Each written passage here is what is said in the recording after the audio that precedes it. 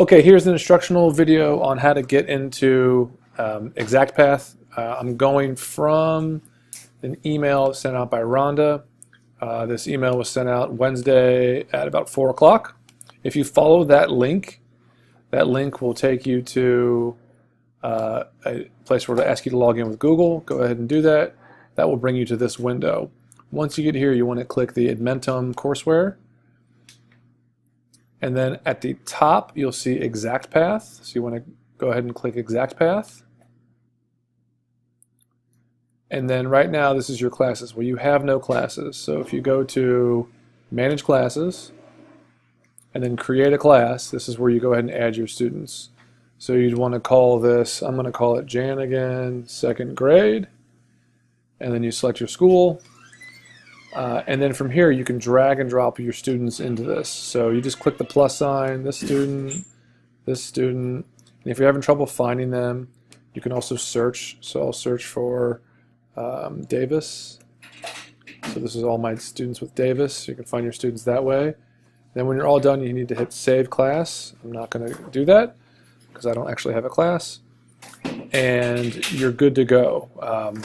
You can then monitor your classes. So there's more videos here on how to monitor the classes and how to find content. If you hang on for a second, I'll show you what the student view looks like. Okay, students will have the same view. So if you get them there through this link from the email, that's one way to do it.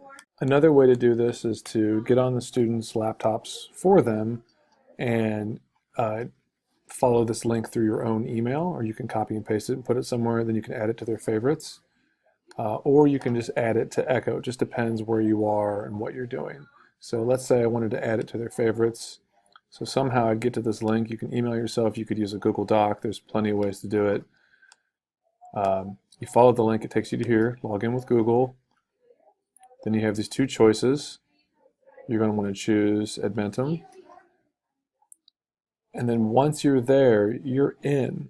Now I believe you could just favorite this, and then that will add that bookmark to the student's Chrome.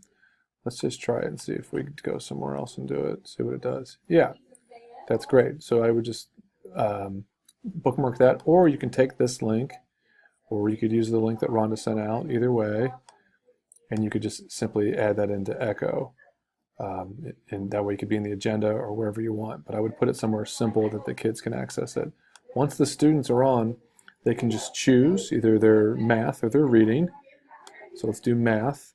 This is already mapped to a student's specific scores.